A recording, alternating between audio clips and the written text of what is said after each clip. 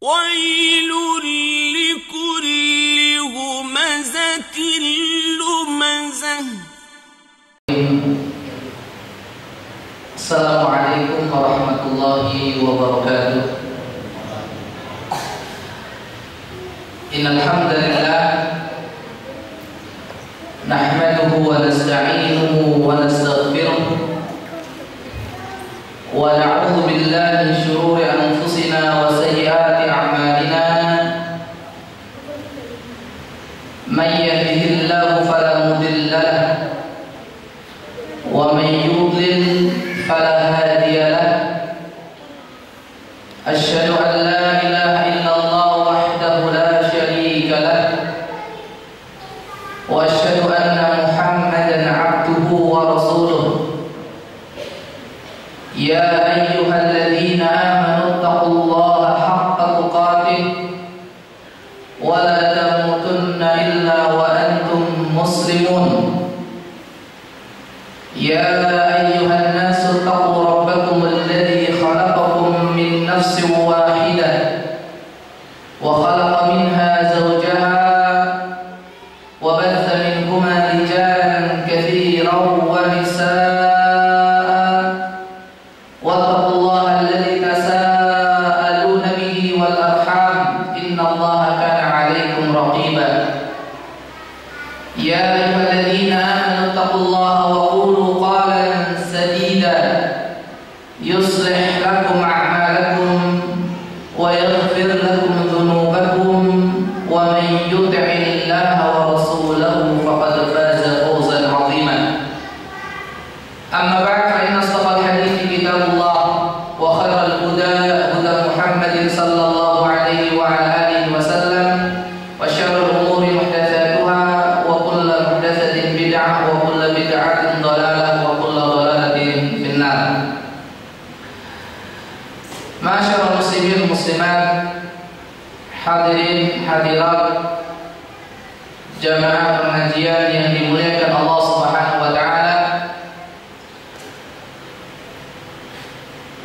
Tidak ada kata yang pantas untuk kita sampaikan dan kita aturkan selain untayan rasa syukur kita kehadirat Allah Azza wa Jalla yang pada kesempatan sore hari ini mempertemukan kita di majlis ini, majlis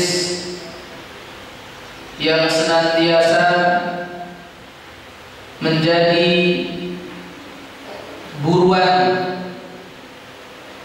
incaran malaikat-malaikat Allah Subhanahu wa taala.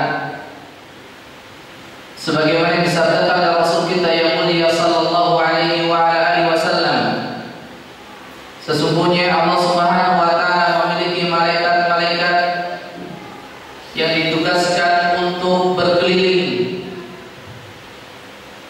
di muka bumi ini. Yaltamisuna majalis dzikr.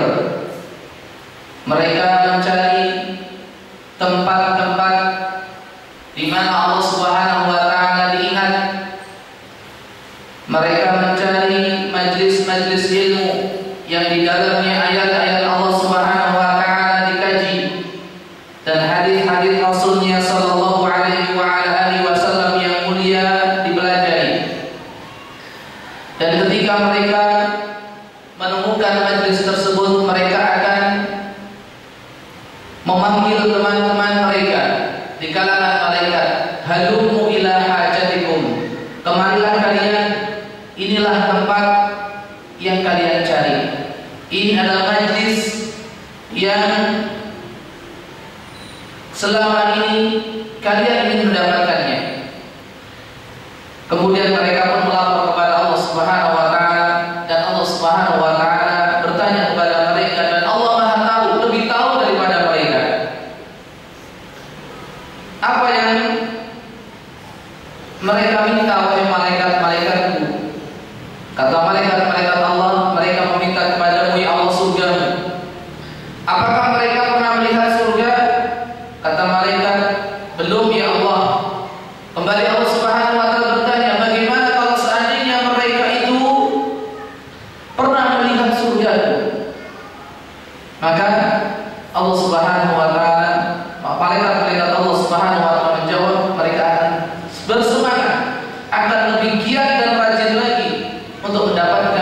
dan meraih surga.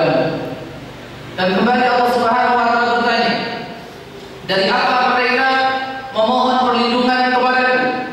Malaikat-malaikat Allah Subhanahu wa taala pun menjawab, mereka meminta perlindungan kepadaku dari siksa api neraka.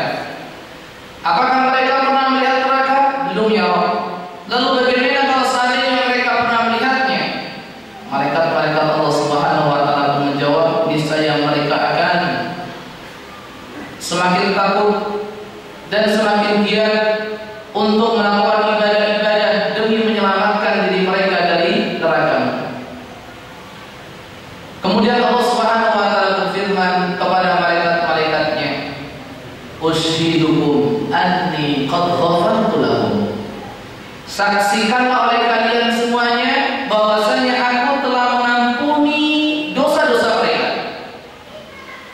Maka dari itu semoga Allah Subhanahu wa taala dengan hadirnya kita di majlis ini, Allah Subhanahu wa taala mengampuni segala dosa kita, mengampuni segala kesalahan kita.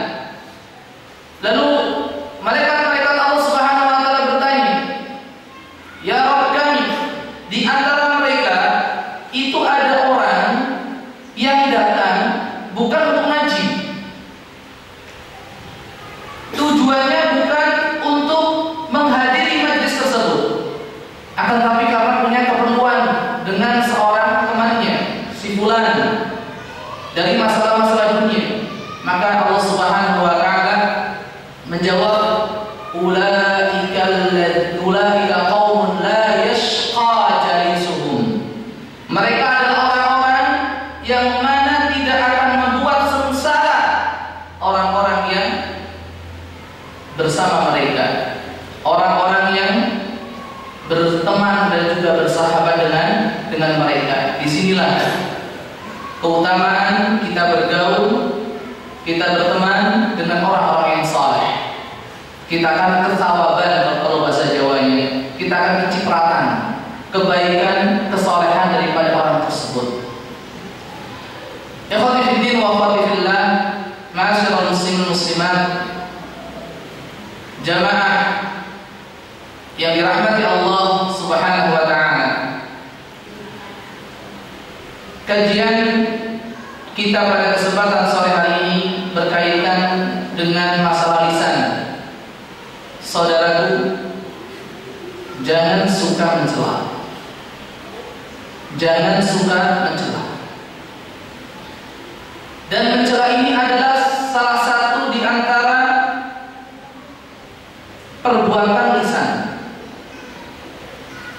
Sedangkan kita diperintahkan oleh Allah Subhanahu wa taala dan juga oleh Rasulullah sallallahu alaihi wasallam untuk bagaimana bisa menjaga lisan kita.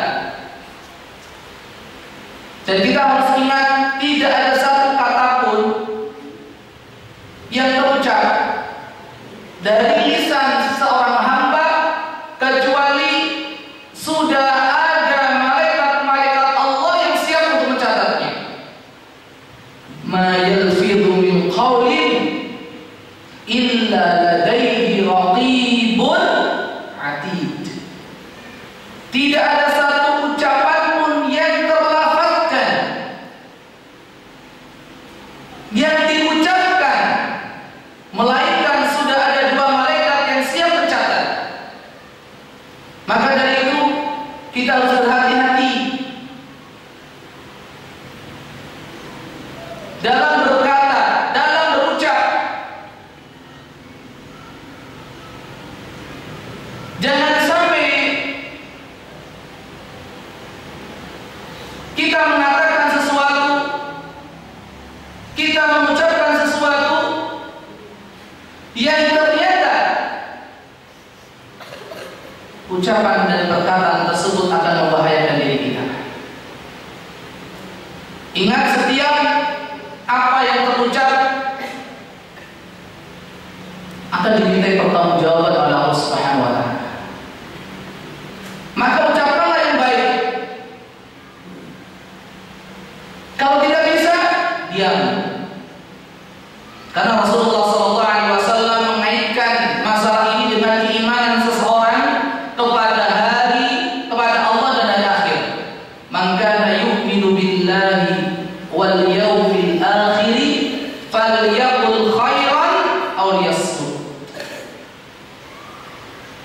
Barang siapa yang beriman kepada Allah dan kepada hari akhir, maka hendaknya dia berkata yang baik. Kalau tidak bisa, diam. Jadi lisan itu ibadahnya cuma ada dua: berkata yang baik atau diam. Diam pun ibadah. Dan ini merupakan ibadah yang langka, yang banyak dilalaikan dan disepelekan oleh sebagian manusia, yaitu ibadah diam. Diam itu ibadah, karena Rasulullah SAW memperintahkannya. Falyaqul khairan aw liyasmut. Lamnya lam amr, hendaknya dia diam kalau tidak bisa berkata yang baik. Dan berapa banyak orang yang celaka, orang yang binasa gara-gara lisannya. Mu'adz bin Jabal radhiyallahu anhu warḍah pernah bertanya kepada Rasulullah SAW, "Ya Rasulullah, apakah kita ini akan dimasukkan ke dalam neraka dengan lisan kita akibat ucapan kita?" Maka Rasulullah SAW menjawab, "Tidaklah manusia itu diseret oleh Allah Subhanahu wa Ta'ala, diseret oleh malaikat-malaikat Allah Subhanahu wa Ta'ala dalam kondisi muka ataupun wajah di bawah, kemudian dimasukkan ke dalam neraka, illa hasaidu alsinatihim, kecuali akibat lisannya." Gara-gara lisan seseorang bisa menjadi kufur. Gara-gara lisan darah bisa tertumpah. Gara-gara lisan kehormatan bisa diinjak-injak. Gara-gara lisan harta bisa melayang. Subhanallah, hati-hati dengan anggota tubuh kita yang satu ini, tulisan. Maka benar apa yang dikatakan Abdullah bin Mas'ud radhiyallahu anhu, tidak ada satupun hal yang pantas untuk dipenjara, untuk dibui.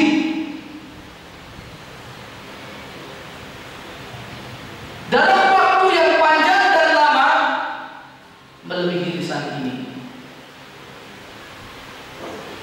Karena kalau kita perhatikan dan kita cermati, hal yang paling banyak dilakukan oleh seseorang dari bangun tidur sampai tidur kembali adalah ngomong.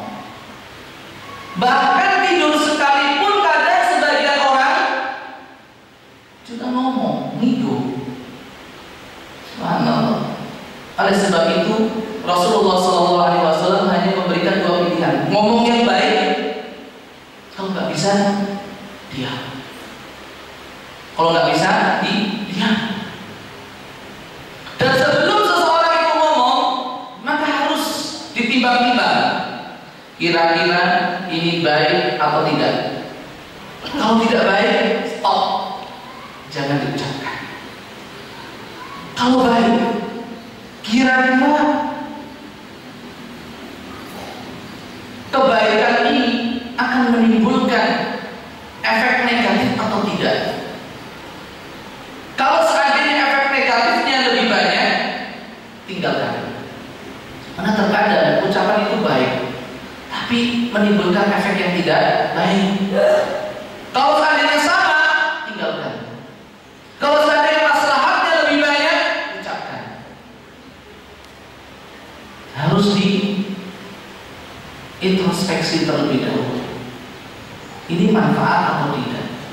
Karena tidak setiap ucapan yang manfaat kemudian akan berakibat positif. Likulli maqamin maqal. Setiap situasi kondisi ada hal yang pantas untuk diucapkan.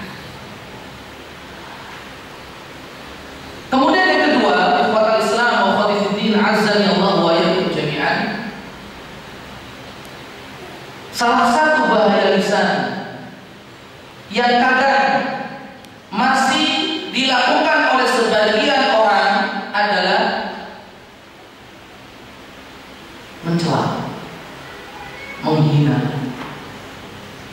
Padahal mencela dan menghina itu bukan sifat seorang mukmin.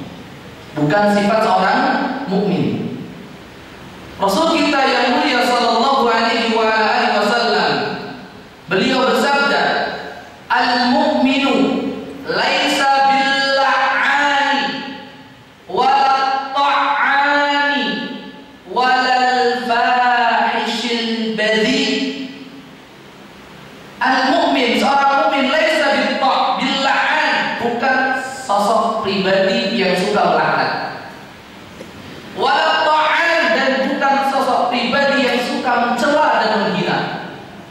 Wala al-fahish, bukan pula seseorang yang suka berkata jorok. Al-badhi, dan juga berkata yang jelek. Ciri khas orang mukmin adalah orang yang ucapannya itu baik. Dan ingat, ucapan yang baik itu sedekah. Al-kalimatu thayyibatu sedekah. Ucapan yang baik itu adalah sedekah. Dan ucapan yang baik tidak keluar kecuali dari sosok pribadi yang baik. Sosok pribadi yang baik tidak mengeluarkan kecuali ucapan yang baik. Dan sebaliknya, ucapan yang jelek itu menunjukkan pribadi yang jelek. Dan pribadi yang jelek yang keluar darinya adalah ucapan yang jelek pula. Ini salah satu penafsiran dari sebagian ahli tafsir rahimahumullah jami'an berkaitan dengan firman Allah di dalam surat An-Nur, "Al-khabithatu lil-khabithin wal-khabithuna lil-khabithat, at-tayyibatu lit-tayyibin wat-tayyibuna lit-tayyibat." Ucapan yang baik keluar dari pribadi yang baik. Pribadi yang baik akan mengeluarkan ucapan yang baik. Ucapan yang jelek keluar dari pribadi yang jelek. Pribadi yang jelek mengeluarkan ucapan yang jelek. Oleh karena itu, hendaknya seorang mukmin itu seperti lebah madu.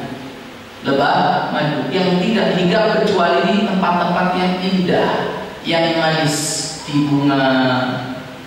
Kemudian yang keluar pun adalah sesuatu yang manis lagi, bermanfaat dan berfaedah, yaitu madu. Itu ciri khas seorang mukmin. Ciri khas seorang mukmin.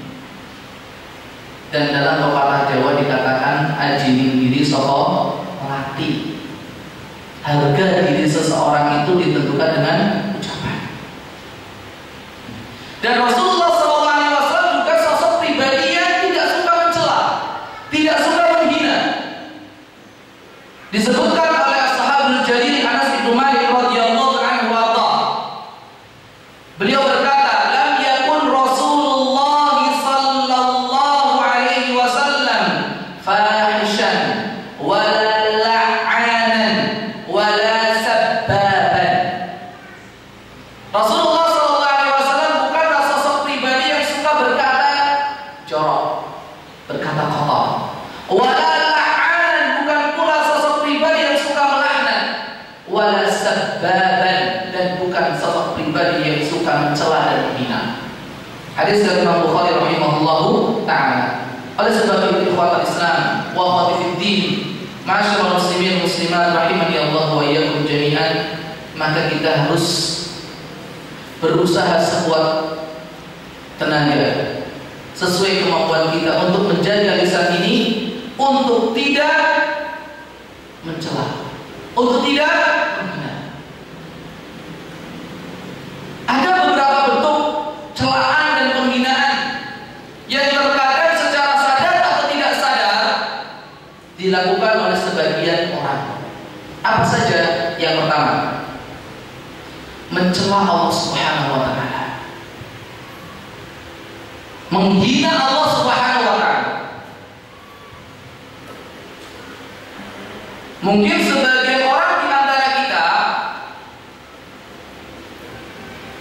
memiliki satu pemikiran dan juga pandangan, tidak mungkin seorang muslim itu menghina Allah. Tidak mungkin. Kira-kira ada nggak seorang muslim atau muslimah berani menghina Allah? Ada nggak Pak? Ada nggak? Kira-kira ada nggak? Nggak ada ya? Nggak ada. Tapi bisa jadi itu terjadi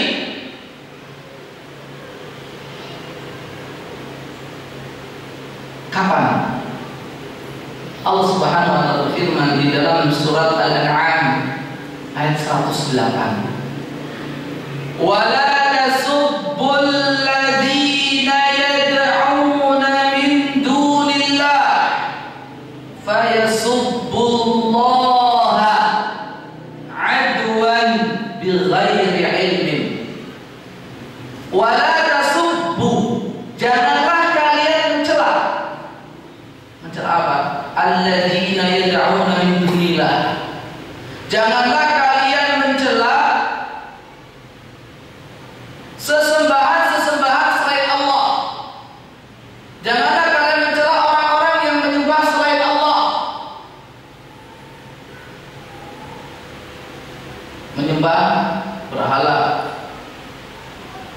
Menyembah berhala dicela, dihina.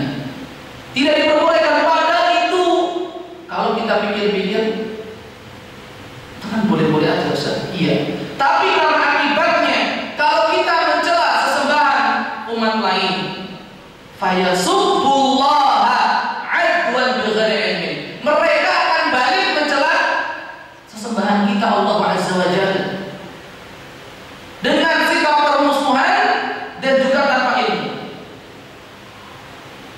Ini ayat ini turun kepada Rasul kita yang mulia sallallahu alaihi wasallam berkaitan dengan ucapan orang-orang kafir Quraisy seperti dikatakan Abdullah bin Abbas radhiyallahu anhuma. Orang-orang kafir Quraisy datang kepada Abu Thalib, paman Rasulullah sallallahu alaihi wasallam. Mereka mengatakan, "Imma an tanha Muhammadan wa ashabahu an sabbi alihatina wal ghaddi minha wa imma an nasubba ilahahu wa nahjuhu." Kamu, wahai Abu Thalib, kamu larang itu Muhammad sallallahu alaihi wasallam dan juga para sahabatnya, larang dari mencela Tuhan-Tuhan kami, atau kami akan mencela Tuhan Muhammad Allah Subhanahu wa taala dan kami akan menghinanya. Maka turunlah ayat ini. Dan menghina, mencela Allah Subhanahu wa taala salah satu bentuk kekufuran. Orang yang melakukannya adalah kafir. Dan ini merupakan ijma para ulama rahimahumullah jami'an. Ittafaqal fuqaha ala anna al-muslima idza sabba Allah yuqtal li'annahu bidzalika kafirun murtad. Seluruh ulama, semua ulama bersepakat bahwa saya seorang muslim yang menghina Allah Subhanahu wa taala maka dia dibunuh. Karena dengan perbuatannya itu dia menjadi kafir dan telah murtad.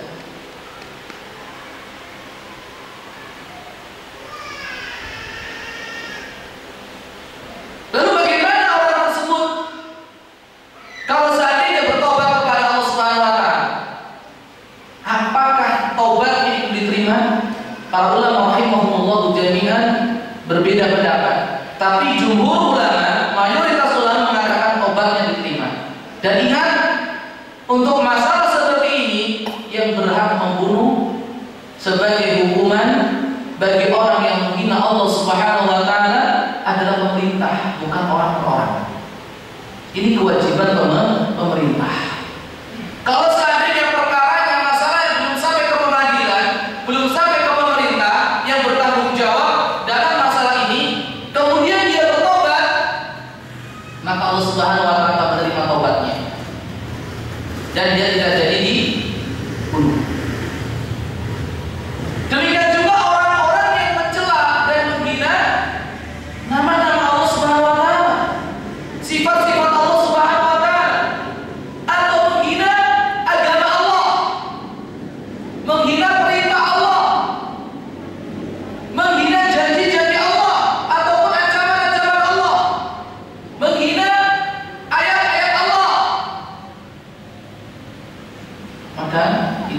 dihukumi kufur. Karena Allah Subhanahu wa taala berfirman di dalam surat At-Taubah ayat 65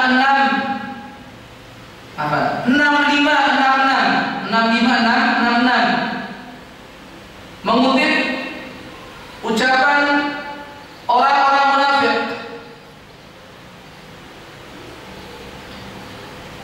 di mana mereka menghina Allah, menghina Rasulullah SAW. Allah berfirman, "Wala in sa'altahum." Dan jika engkau wahai Muhammad bertanya kepada mereka, la yaqulunna, niscaya mereka akan menjawab, innama kunna nakhudu wa nal'ab. Dahulu kami hanya bermain-main saja kok, hanya bercanda saja. Maka candaan-candaan yang di dalamnya mengandung unsur penghinaan terhadap Allah, terhadap ayat-ayat Allah, terhadap syariat Allah, terhadap agama Allah,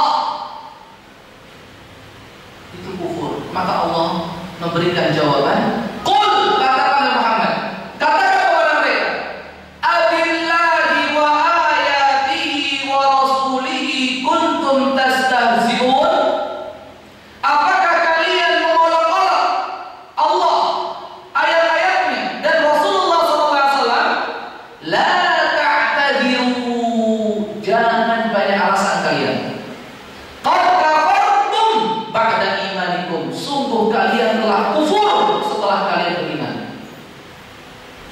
Maka tidak boleh kita mengolok-olok, mencela, menghina Allah Subhanahu wa taala, asma dan juga sifatnya, perintahnya, larangannya, syariatnya, agamanya, tidak boleh. Dan termasuk di dalamnya menghina Rasulullah SAW,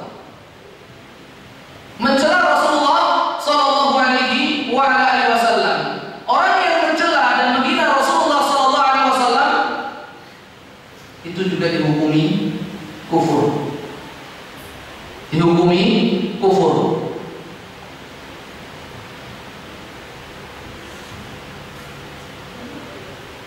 Al-Imam Muhammad ibn Sahnun, salah seorang ulama dan sahabat Imam Malik rahimahullah ta'ala, beliau mengatakan, ajma'al ulama'u ala anna syatimar rasuli kafir. Para ulama sepakat bahwasanya orang yang menghina Rasulullah SAW itu kafir. Wa hukmuhu indal a'immati al-qatlu, dan hukumnya menurut para ulama imam madzhab 4 adalah dibunuh.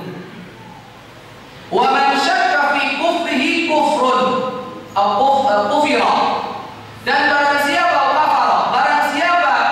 yang ragu-ragu akan kekufuran orang yang demikian, kafar, maka dia kafir juga.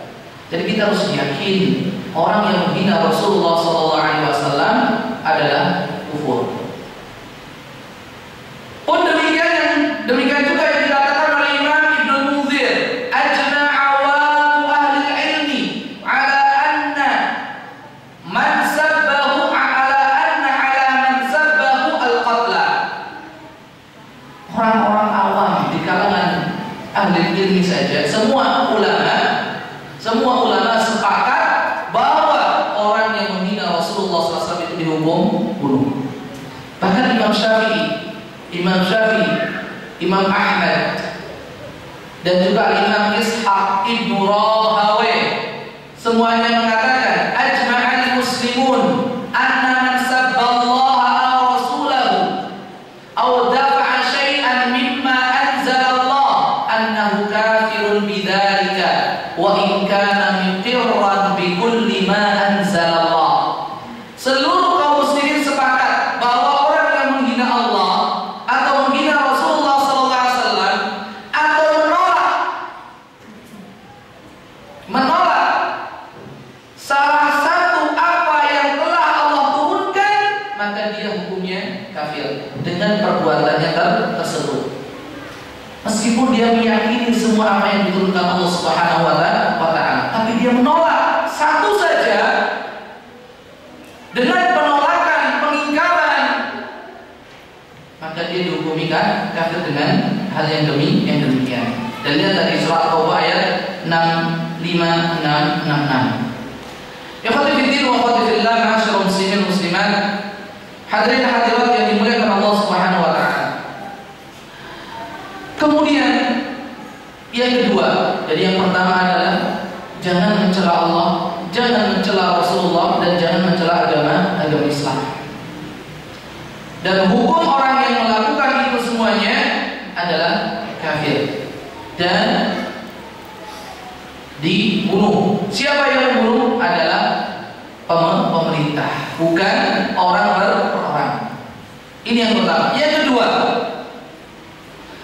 jangan mencela para sahabat radhiyallahu anhum ajma'in.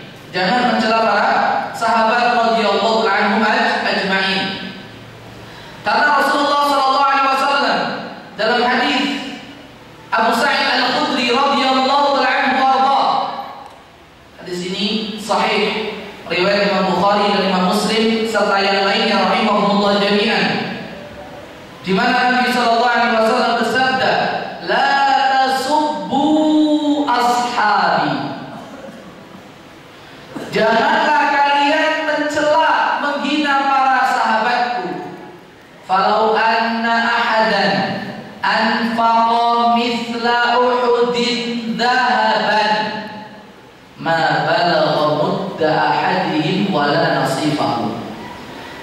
Karena sesungguhnya jika salah seorang di antara kalian menginfakkan emas sebesar gunung Uhud sekalipun, maka itu tidak bisa melampaui satu mud keutamaan amal perbuatan yang dilakukan oleh salah seorang di antara mereka, bahkan separuhnya pun tidak.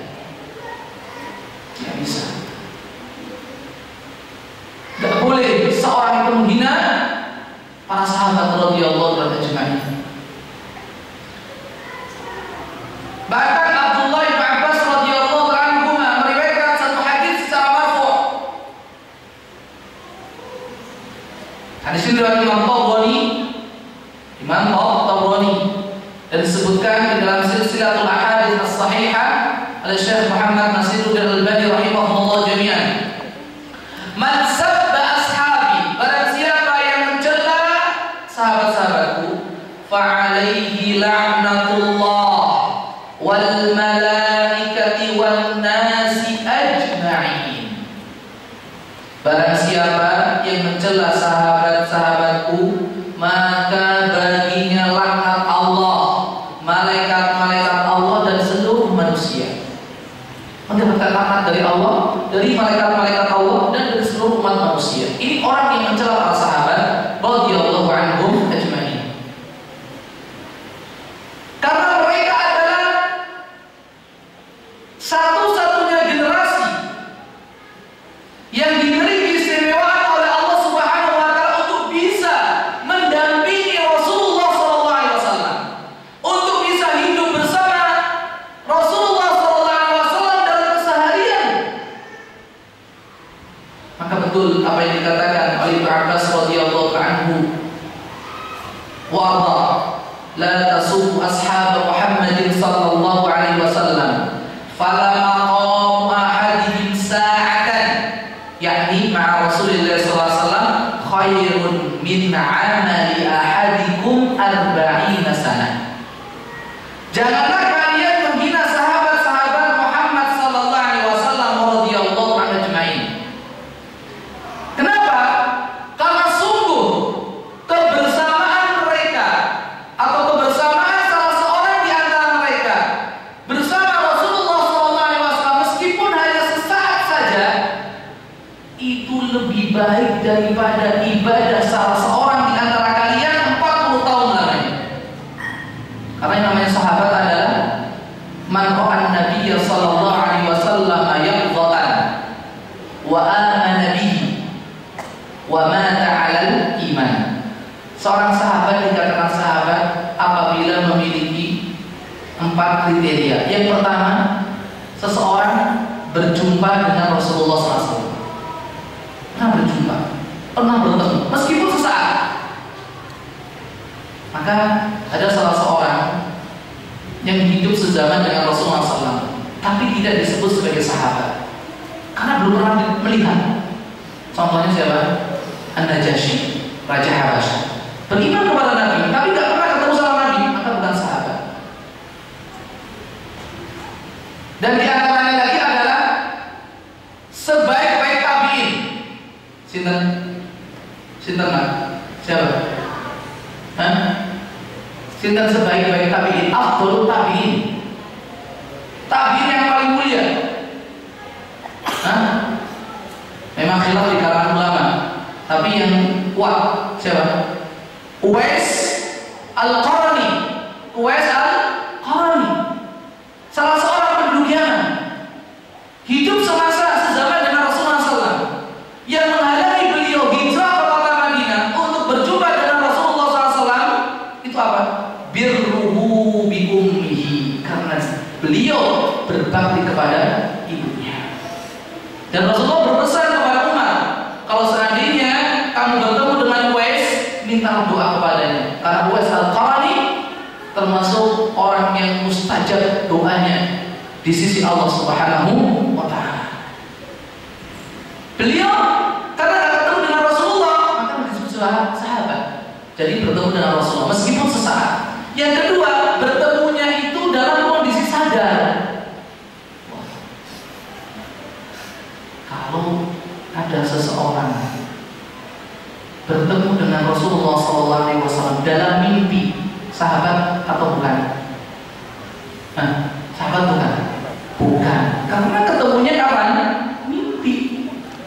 Gitu kan? Pernah Pak jenengan ketemu Rasulullah dalam mimpi? Belum ya? Belum ya? Berdoa kepada Allah Subhanahu wa Ta'ala. Semoga Allah Subhanahu wa Ta'ala menganugerahkan kepada kita bisa berjumpa dengan Rasulullah SAW meskipun lewat mimpi. Kalaupun tidak, mimpi saja tidak ya Ustaz, tidak apa-apa. Kita masih punya kesempatan untuk berjumpa dengan Rasulullah SAW kelak di mana? Di surga. Kalau ingin ketemu Rasulullah di surga, ikuti sunnahnya, ikuti ajarannya. Insya Allah ketemu. Insya Allah ketemu. Ya. Sebelum di surga malah, tapi di telaga sudah ketemu dengan Rasulullah Sallallahu Alaihi Wasallam. Kemudian syarat yang ketiga, ada beriman. Abu Jahal, Abu Lahab, Abu Thalib ketemu Rasul, tapi nggak mau beriman, maka bukan sahabat. Kemudian syarat yang keempat, dia meninggal dalam kondisi iman. Bukan nggak murtad, karena setelah Rasulullah SAW meninggal dunia, banyak orang-orang yang tadi yang mengaku dirinya sebagai seorang mukmin muslim murtad, yang akhirnya diperangi oleh sahabat Abu Bakar As-Siddiq radhiyallahu anhu. Jadi di sini Ibnu Abbas radhiyallahu anhu menyatakan kepada kita, janganlah kalian menghina sahabat-sahabat Muhammad sallallahu alaihi wasallam, karena sungguh kebersamaan salah seorang di antara mereka di tengah-tengah kehidupan Rasulullah SAW meskipun sesaat itu lebih baik daripada ibadah salah seorang di antara kalian 40 tahun lamanya. Karena boleh kita menghina para sahabat radhiyallahu anhum ajma'in. Hanya saja orang yang menghina sahabat itu ada rinciannya. Yang pertama, jadi dikatakan oleh Syekh Muhammad bin Shalih Al-Utsaimin rahimahullahu taala, orang yang menghina sahabat itu ada beberapa macam. Yang pertama, menghina dan mencela para sahabat secara umum dengan hinaan dan celaan yang mengandung unsur mengkafirkan mereka atau menyatakan mereka itu murtad, seperti pendapat orang-orang Syiah Rafidhah yang mana mereka berpendapat bahwasanya para sahabat semuanya murtad kecuali hanya 4 orang. Ini akidah mereka, kecuali 4 orang saja. Orang yang berpendapat atau yang mencela sahabat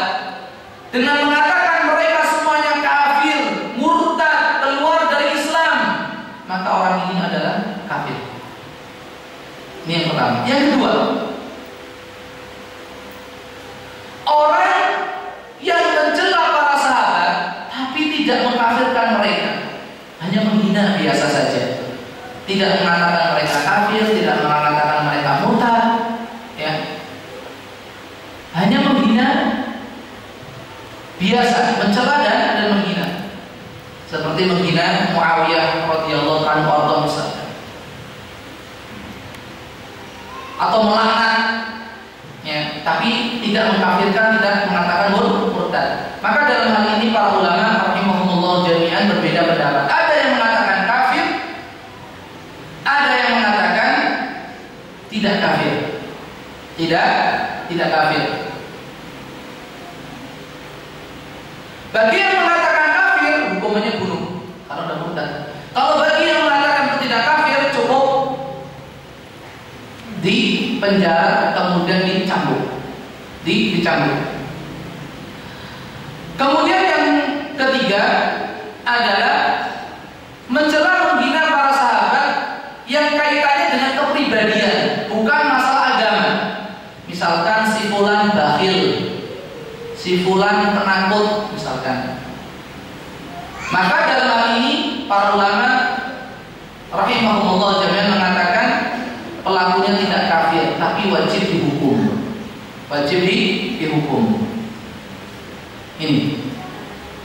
Dan ketahuilah ikhwati fiddin wa akhwati fillah, ma'asyiral muslimin muslimat yang dimuliakan Allah Subhanahu wa taala.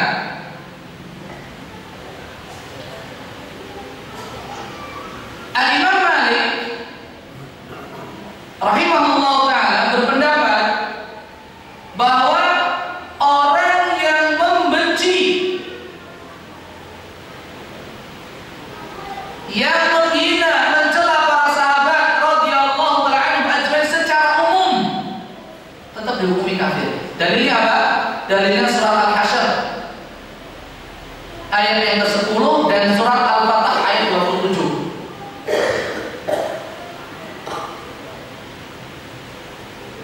Imam Malik rahimahullah ta'ala berpendapat orang yang menghina para sahabat radhiyallahu ta'ala ajmain adalah kafir. Ini Imam Malik berdasarkan surah Al-Hasyr 10 dan surah Al-Fatah ayat 27.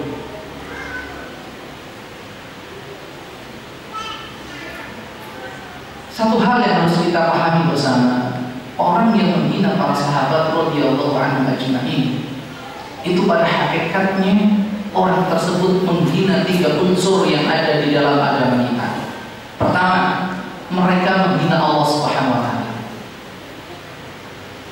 Orang yang menghina para sahabat berarti secara tidak sadar, secara tidak langsung dia telah mengingkari ayat-ayat Allah Subhanahu wa taala yang menjelaskan tentang keutamaan mereka dan menjelaskan bahwasanya Allah Subhanahu wa taala sudah ridha dengan mereka. Radhiyallahu anhum wa radu anhu. Allah ridha dengan mereka dan mereka berridha dengan Allah Subhanahu wa taala.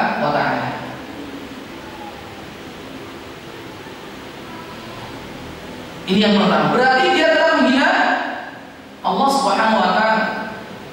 Banyak ayat-ayat yang menjelaskan tentang keutamaan para sahabat radhiyallahu anhum ajmain. Di antaranya surat At-Taubah ayat 117, Al-Fatah ayat 29, At-Taubah ayat yang ke-100, Al-Hasyr ayat 8 sampai 10.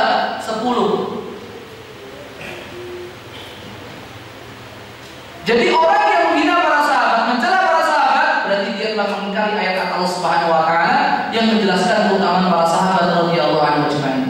Yang kedua, orang yang menghina para sahabat radhiyallahu anhum ajmain berarti dia telah menghina Rasulullah sallallahu alaihi wasallam. Secara tidak langsung mereka mengatakan Rasulullah gagal di dalam tarbiyah. Rasulullah SAW gagal di dalam membina dan mendidik para sahabat radhiyallahu anhum ajmain.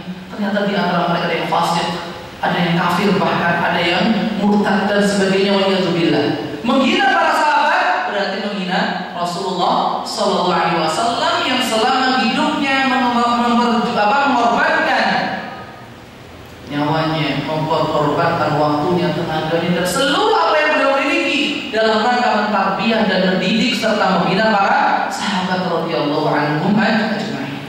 Yang ketiga, orang yang menghina para sahabat radhiyallahu anhum ajma'in berarti dia ingin menghancurkan Islam dari akar-akarnya. Kenapa? Karena tidaklah Islam ini menyebar ke seluruh penjuru dunia, melainkan setelah taufik dan hidayah dari Allah Subhanahu wa taala melalui siapa? Melalui tangan-tangan para sahabat radhiyallahu anhum ajma'in. Tidaklah Al-Qur'an yang setiap hari kita baca sampai ke tangan kita, sampai bisa kita pelajari, kita baca, melainkan melalui siapa? Para sahabat radhiyallahu anhum ajma'in. Tidaklah sunnah-sunnah Rasulullah SAW itu sampai kepada kita di zaman sekarang ini, melainkan melalui para sahabat radhiyallahu anhum ajma'in. Jadi orang yang menghina para sahabat radhiyallahu anhum ajma'in, pada hakikatnya mereka ingin menghancurkan Islam dari akarnya langsung. Nah, kalau sahabat sudah dicela, sahabat sudah dihina, berarti apa yang mereka bawa, apa yang mereka ajarkan menjadi hancur, tidak berguna. Maka tidak boleh. Kemudian orang yang menghina para sahabat, mencela para sahabat, berarti dia telah merusak kesepakatan kaum muslimin. Karena kaum muslimin selain kelompok-kelompok yang menyimpang, mereka seluruhnya sepakat bahwa para sahabat radhiyallahu anhum ajma'in semuanya adil, terpercaya, baik. Ini kami Imam Ahmad rahimahullah taala mengatakan, la yajuzu li ahadin an yadhkura syai'an min masawihim. Tidak boleh salah seorang di antara kaum muslimin untuk menyebutkan satu di antara kejelekan-kejelekan mereka. Wala yata'anu ala ahadin minhum bi'aibin wala yunaqqis. Tidak boleh seorang muslim muslimah juga menghina, mencela salah seorang di antara para sahabat.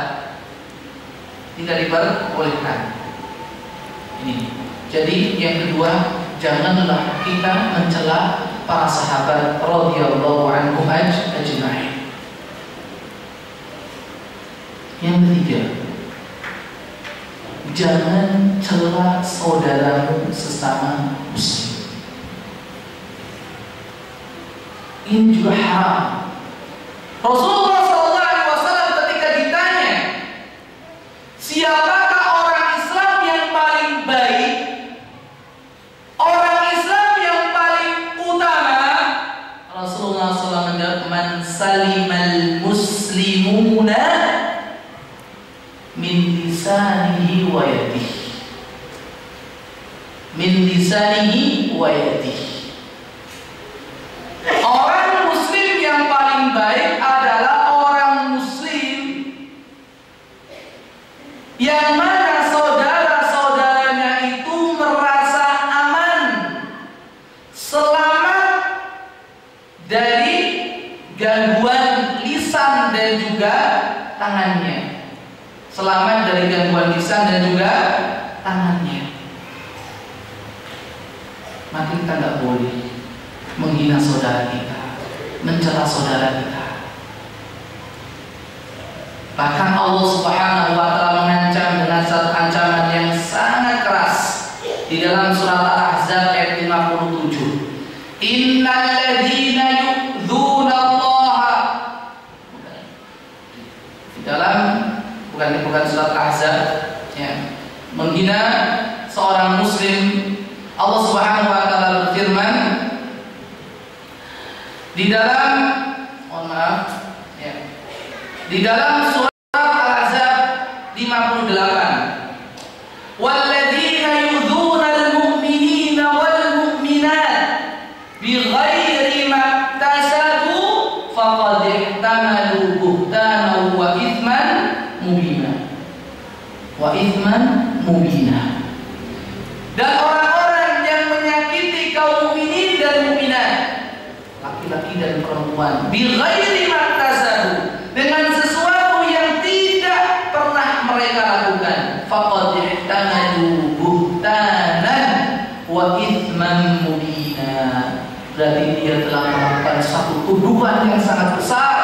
telah melakukan dosa yang sangat nyata.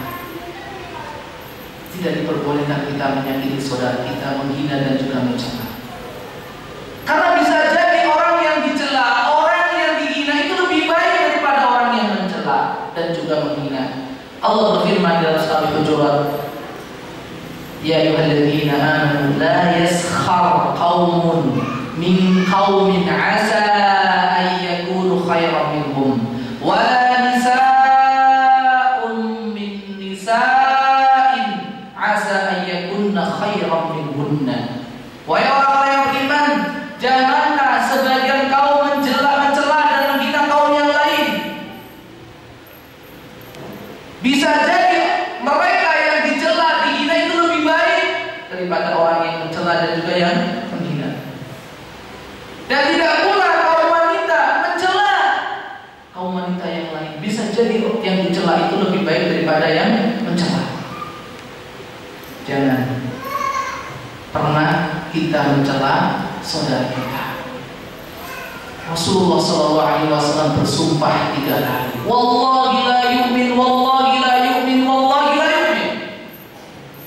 Demi Allah tidak beriman, demi Allah tidak beriman, demi Allah tidak beriman. Dengan keimanan sempurna. Para sahabat heran, "Man ya Rasulullah? Siapa ya Rasulullah?" Rasulullah SAW menjawab, "Man la ya'manu jaruhu bawafiqahu." Orang yang tetangganya tidak merasa aman dengan gangguannya, hinaannya, celaannya. Maka jangan pernah kita mencela dan menghina orang lain. Orang yang biasanya suka mencela dan menghina orang lain itu menunjukkan kekurangan dan aib orang tersebut. Dan Rasulullah SAW mengingatkan kita dalam hadis yang sahih, orang yang suka mencela orang lain kelak di akhirat akan menjadi orang yang bangkrut, orang yang muflis. Ketika suatu hari Rasulullah SAW bertanya kepada para sahabat, "Atadruna manil muflis?" Wahai para sahabatku, tahukah kalian siapakah orang yang bangkrut itu? Para sahabat yang menjawabnya, "Al-muflisu fina man la dirham wa lahu wa la dinar wa la mata." Orang yang bangkrut di antara kita adalah orang yang punya duit, orangnya nggak punya modal, nggak punya barang dagangan untuk dijajakan. Maka Rasulullah ingin meluruskan, orang yang bangkrut di antara kita itu adalah orang yang telah pada hari kiamat datang menghadap Allah Subhanahu wa Ta'ala dengan membawa pahala yang sangat banyak sekali. Ada puasa, sholat, puasa, sedekah, zakat, haji dan yang lain sebagainya. Tapi ternyata ketika di kehidupan dunia dia pun tidak lupa. Dia memukul si fulan, menghina si fulan, mencela si fulan, menggibai si fulan, mengadu domba si fulan dan sebagainya. Maka apa yang terjadi? Pahala yang banyak itu diserahkan kepada orang-orang yang ketika di dunia dia zalimi, dia cela, dia hina.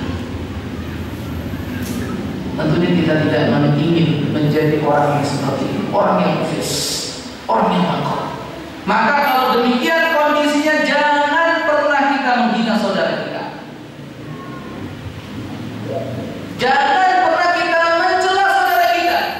Karena pada dasarnya orang yang mencela saudaranya sendiri berarti dia mencela dirinya sendiri.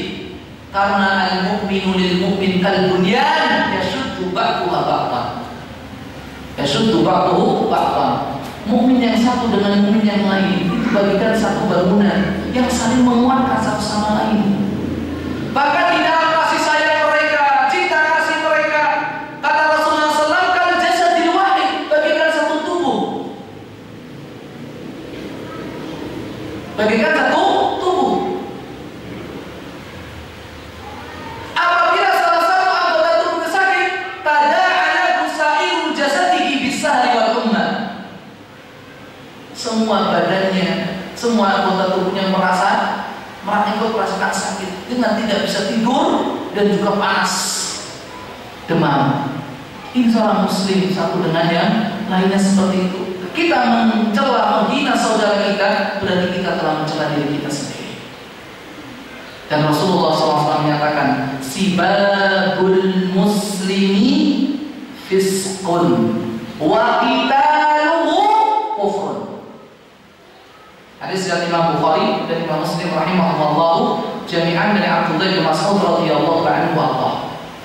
Mencela seorang muslim itu adalah perbuatan fasik. Fasik itu artinya apa? Keluar dari ajaran. Keluar dari ajaran, tapi bukan berarti keluar dari Islam. Keluar dari apa yang disyariatkan Allah. Keluar dari apa yang diajarkan Rasulullah sallallahu alaihi wasallam. Maka dari itu tidak diperbolehkan seorang itu menghina saudaranya.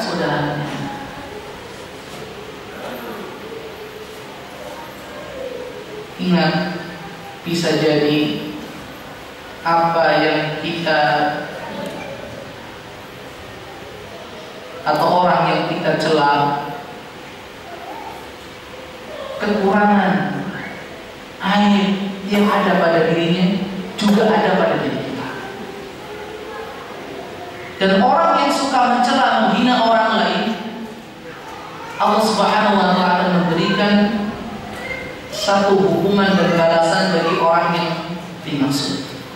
Itu apa? Allah akan sibukkan dia untuk mencari-cari kesalahan orang lain dan lupa akan dirinya sendiri, sehingga dia dilupakan oleh Allah Subhanahu wa taala untuk muhasabah, untuk introspeksi diri, untuk memperbaiki diri, karena kerjaannya, hobinya mencela dan menghina orang lain. Ini yang keempat, jangan, ataupun yang ketiga atau keempat, jangan celah saudara kita. Selanjutnya, jangan mencela setan. Jangan melaknat setan. Ustaz, setan kok nggak entuk dilaknati piye to sampean? Mosok kita nggak boleh melaknat setan. Setan itu kan tertutup, Ustaz. Setan itu kan betul-betul udah terlaknat. Masa kita nggak boleh melaknat setan? Boleh nggak, Pak? Boleh nggak? Hah? Boleh nggak kita melaknat setan? Gak boleh, gak boleh. Rasulullah SAW di dalam hadis yang sahih riwayat Al-Imam Ad-Dailami, dan hadis ini disebutkan dalam kitab Sahihul Jami' dan Silsilatul Ahadits As-Shahihah oleh Syekh Muhammad Nasiruddin Al-Albani rahimahullah taala. Rasulullah SAW bersabda, "La tasubbus syaitan." Janganlah kalian itu menghina setan. Enggak boleh. Enggak boleh. Kok enggak boleh hina setan, Ustaz? Ya. Terus yang diperbolehkan apa? Wa ta'awwadzu billahi min syarrihi. Tapi berlindunglah kalian kepada Allah, minta perlindungan kepada Allah dari gangguan setan. Kita itu tidak diperintahkan Allah untuk melaknat, mencela, menghina setan. Tapi kita diperintahkan oleh Allah untuk apa? Berlindung kepada Allah dari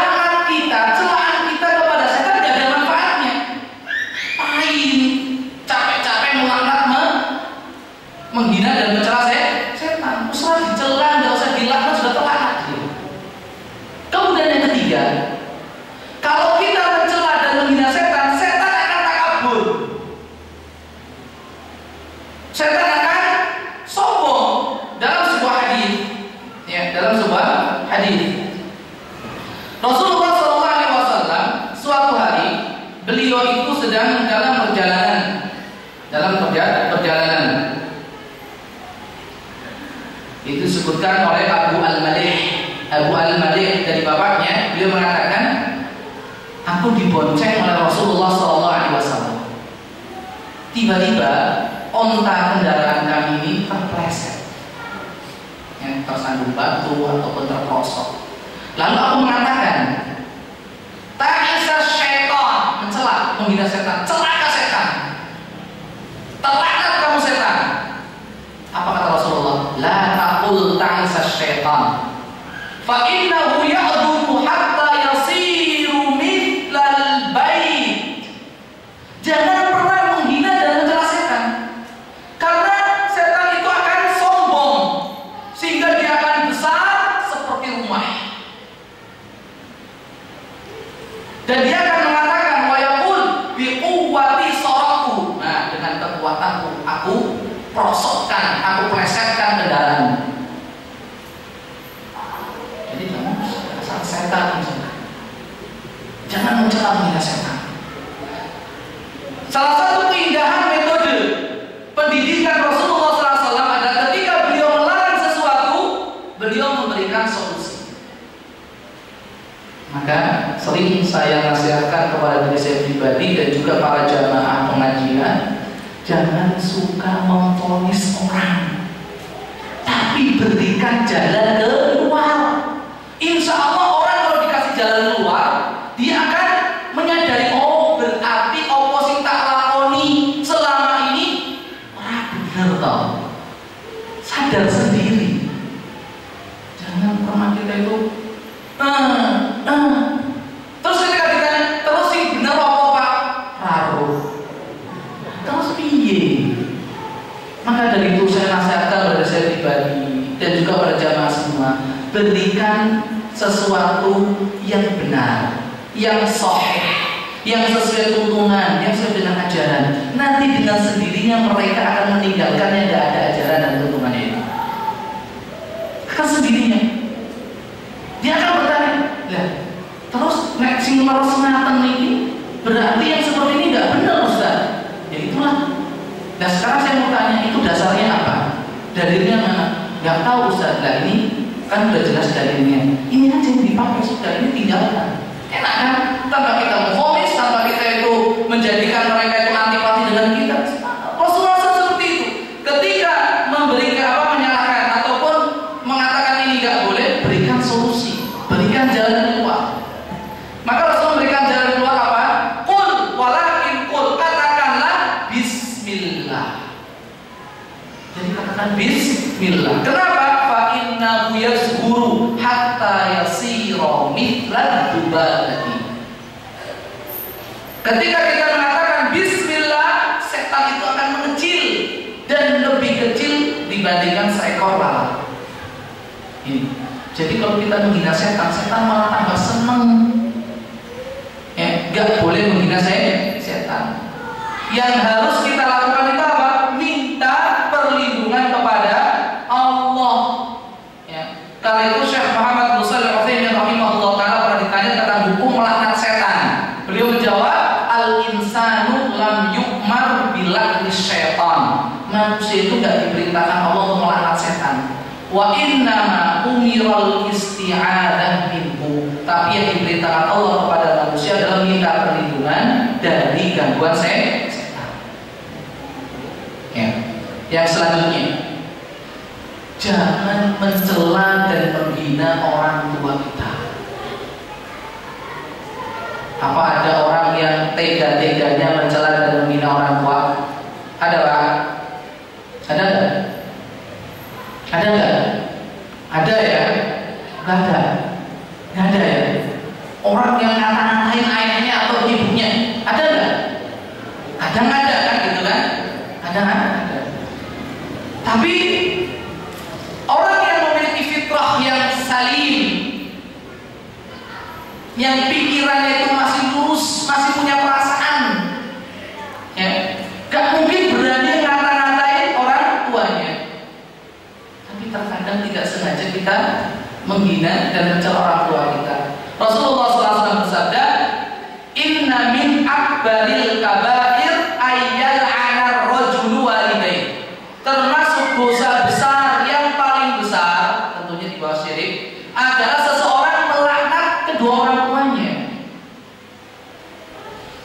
Dalam riwayat yang lain, ayyasubbar rajulu walidayhi. Seseorang menghina mencela orang tuanya. Maka para sahabat heran, ya Rasulullah, kaifa yal'anu rajulu walidayhi? Wahai Rasulullah, masa ada orang yang berani mencela menghina kedua orang tuanya? Bagaimana itu terjadi? Rasulullah menjelaskan, yal'anu abar rajuli fayal'anu abahu wa yal'anu ummahu fayal'anu ummahu. Orang kadang mencela bapak temannya, orang tua temannya. Oh, bapakmu gini-gini. Akhirnya apa? Ya temannya ganti mencela bapak kita. Kita mencela ibu teman kita akhirnya mencela ibu kita itu. Makanya jangan suka ejek-ejekan orang tua. Ini saya wasiatkan kepada anak-anak. Ya, anak-anak sing biasane nang sekolahan wadan-wadanan. Wadan-wadanan bahasa saya. Oh, jenenge apa? Ala-ala. Tukaran. Square, Gojek. Biasanya kan senengnya itu anak-anak SMP. Itu biasanya SMP. Ya. Itu mesti senengnya itu apa? Saling menghina, saling mencela orang tua. Enggak boleh ya, Dek ya. Ya Mas ya. Jangan.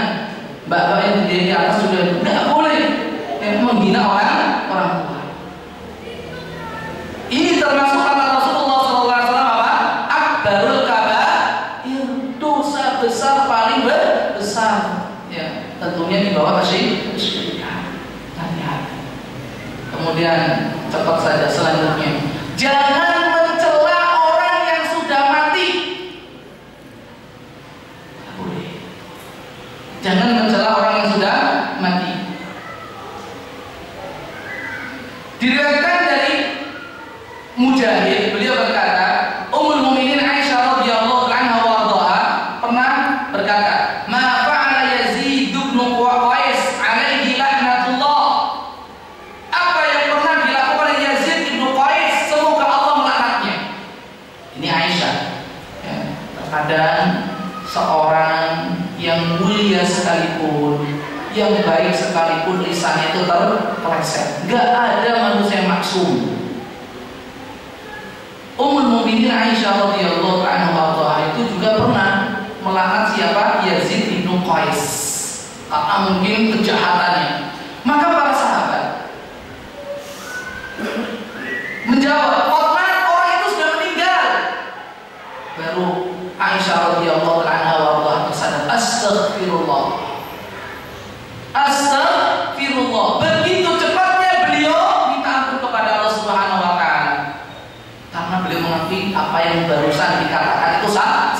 Maka para sahabat bertanya kepada Aisyah, "Malaka la anti itu makulta waktu makul di astaghfirullah?" Bagaimana Mukminin barusan Anda tadi melaknat orang itu, kok kemudian Anda mengucapkan astaghfirullah? Maka beliau mengatakan, "Inna Rasulullah sallallahu alaihi wasallam qala," sesungguhnya Rasulullah SAW bersabda, "La tasubbul amwat, la tasubbu al amwat, fa innahum afdau ila ma qaddamu." Janganlah kalian mencela dan menghina orang-orang yang sudah meninggal dunia, karena mereka sudah melakukan, sudah mendapatkan apa yang mereka lakukan selama ini. Artinya mereka sudah tiada, Dalam riwayat yang lain, ya hadis riwayat Imam Bukhari dan juga yang lain rahimahullah jami'an. Dalam hadis yang lain dari Mughirah bin Syu'bah radhiyallahu anhu warḍah, beliau berkata, Rasulullah sallallahu alaihi wasallam bersabda, "La tasubbul amwat fatu'dzul ahya." Janganlah kalian mencela orang-orang yang sudah meninggal dunia, karena itu akan menyakiti orang-orang yang masih hidup dari sanak familinya. Maka dari itu haram hukumnya kita mencela, menghina orang-orang yang sudah meninggal dunia. Ya. Alasannya apa? Yang pertama, gak ada gunanya. Karena mereka sudah meninggal dunia kok. Apakah mereka bisa mengambil manfaat? Dan manfaatnya buat kita itu apa? Ya, sehingga dikatakan innahum qad afdau ila ma qaddamu. Mereka telah mendapatkan apa yang mereka kerjakan. Gak ada gunanya. Yang kedua, ya, itu akan menyakiti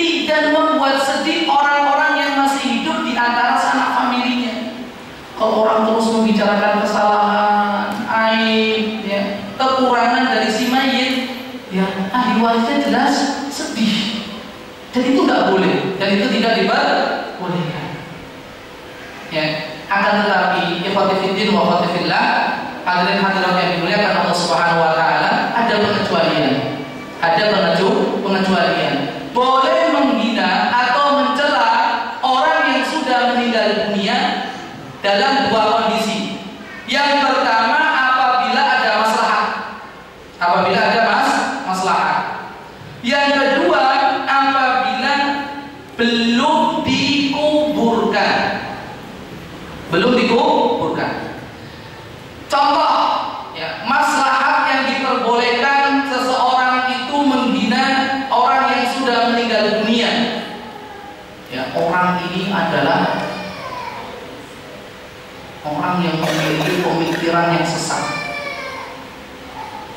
memiliki pemahaman yang menyimpang. Pengikutnya banyak, buku-buku catatan, buku-buku karangannya banyak. Maka ketika seseorang menyebutkan si fulan ini dolal, ini sesat, jangan dibaca buku-bukunya, jangan ikuti pemikirannya. Kita mencela dia, menghina dia, itu diperbolehkan. Karena itu mimbar ditahdhiril muslimin. Karena dalam rangka mengingatkan kaum muslimin akan bahaya orang ini, meskipun sudah meninggal dunia. Meskipun sudah meninggal dunia.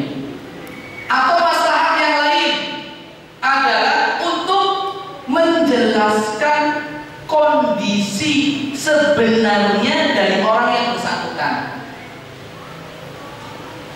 Misalkan dalam sebuah penyelidikan kasus, ternyata pelakunya meninggal dunia, kita boleh mengungkapkan kejelekan? Boleh, karena demi penyelidikan. Dan ini juga sudah dilakukan oleh para ulama kita zaman dahulu dalam masalah hadis. Seseorang ingin mengetahui hadis ini sahih atau tidak, maka diruntut rawi-rawinya itu siapa? Dari fulan, dari fulan, dari fulan, dari fulan. Dan kebanyakan ini semua sudah meninggal dunia. Kalau nggak dijelaskan, si fulan tukang dusta, si fulan itu tukang tipu, si fulan ahli maksiat, maka kita akan tertutup untuk menentukan, untuk menghukumi hadis ini sahih atau tidak. Itu loh, ada masalah. Dan yang kedua adalah sebelum dikuburkan. Dan ini apa? Rasulullah SAW suatu hari duduk-duduk dengan para sahabat radhiyallahu ta'ala anhum ajma'in. Lewat seorang jenazah di bawah. Para sahabat memuji kebaikan jenazah tadi. Maka Rasulullah mengatakan apa? Wajabat. Lewat lagi jenazah yang lain. Kemudian para sahabat mengungkapkan, membicarakan kejelekan orang ini.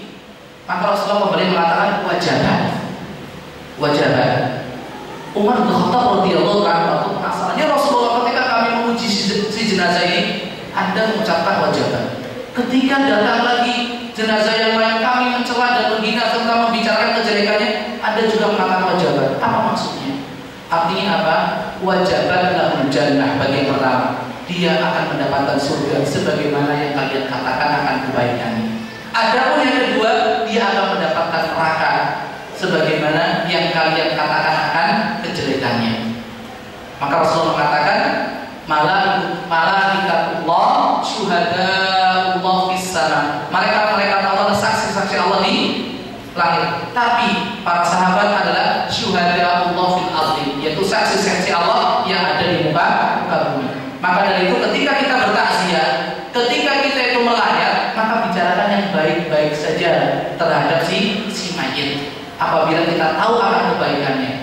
Tapi kalau kita nggak tahu akan kebaikannya, saya dipanggil, saya jenengan memberikan saksi palsu. Kenapa? Karena jenengan nggak tahu kondisi orang ini seperti apa. Nah, kan sering gitu loh. Nah, saya dipanggil, padahal jenengan kenal orang. Nah, maka kalau kita tahu, kita kenal si mayit tadi, jelas tidak ada seorang pun yang maksum. Ada kebaikan, ada kejelekan. Mari kita berikan atau kita bicarakan kebaikan-kebaikannya saja. Karena malaikat-malaikat Allah akan mengayominya. Jangan bicarakan kejelekan. Itu dua kondisi di mana kita diperbolehkan untuk menghina apa? Menghina mayit. Masih ada waktu Ustaz?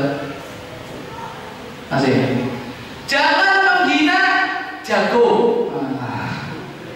Jago, ayam jantan. Gak boleh kita itu menghina jago, ayam jantan. Biasanya kita itu lagi anggur-anggurnya tidur, apalagi kalau subuh. Ya. Kan gitu kan? Itu jago itu bangunin jenengan untuk sholat subuh. Tapi sebagian orang enggak. Kadang orang-orang lagi enak-enak, jagonya sholat. Sembelih wae, bener sesuk dikalungi lade. Dikalungi lade, baru kita dianterin opornya. Ya karena tangga kita tuh baik banget kan, bulan nggak pernah marah. Yuk sopo sini nyembelih jago pun, tak kayak opore. Alhamdulillah. Nggak boleh. Kita menghina apa? Kita menghina ayam jago, nggak boleh. Ya. Kenapa? Karena ayam jago itu membantu kita, membantu kaum muslimin untuk bangun mengerjakan sholat. Ini subhanallah, ini keistimewaan ayam jago. Keistimewaan ayam jago. Maka segala sesuatu yang membantu dan menolong agama Allah, Allah jaga kehormatannya. Allah jaga kehormatannya. Demikian juga seekor semut nggak boleh dibunuh. Kenapa? Karena semut itu, ya sesuai dengan kisah Nabi Sulaiman alaihi salatu wassalam, wataknya, sifatnya suka memberikan peringatan kepada teman-teman yang akan bahaya. Ayo la yahtimannakum Sulaiman wa junuduhu. Ayo pada masuk udkhulu masakinakum, masuklah kalian ke rumah kalian. Jangan sampai Sulaiman dan bala tentaranya mengejar kalian sementara kalian mereka tidak mengetahuinya. Subhanallah.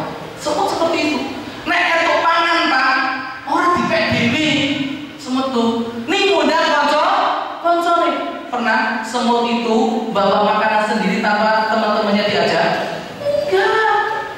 Nah jenengan itu pangan dhewe yo sing penting katanya wae dhisik. Koncone urusan empok kan. Nggih Pak? Enggak, insyaallah jamaah sini enggak. Enggak, Pak. Ini. Maka enggak boleh semut itu dibunuh. Maka setiap hewan pun ketika menolong agama Allah dijaga kehormatannya. Rasulullah Shallallahu Alaihi Wasallam berkaitan dengan masalah ayam jago ini, masalah ayam jago. Beliau bersabda, La tasubbuti, janganlah kalian mencela ayam jago. Kenapa? Fa innahu yuqidu lis-shalah. Karena ayam jago itu biasanya bangunkan orang untuk sholat. Jadi saat ini kita itu perlu berterima kasih sudah dibangunkan oleh ayam. Berarti awake dhewe kalau ayam apik pundi Pak? Saya pundi?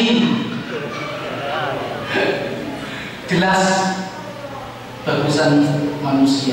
Walaqad karramna bani Adam. Allah sudah memuliakan umat manusia. Ini kadang-kadang sebagian manusia kuwi derajat yang lebih rendah dari binatang. Tentang ini wae kalah karo maka nggak boleh kita menghina ayam jago, karena ayam jago ini sering membantu kaum muslimin ya untuk bangun mengerjakan sholat, maka kita hilang. Dan jangan melakukan ini. Kalau ada orang datang ke paranormal atau dukun, sebagian syarat yang diminta oleh paranormal dan dukun itu apa? Mesti bawa dan ayamnya itu ayam jago biasanya, dan suruh disembelih. Itu maunya setan. Setan itu gak suka dengan ayam jago, gak suka, karena ayam jago ini sudah bantu kaum muslimin bangun untuk sholat. Makanya setan benci, dan itu yang diminta oleh para dukun dan juga para paranormal. Ini rahasianya Pak. Ya, ini loh. Kenapa kok mesti kok ayam jago yang dijadikan korban, itu alasannya.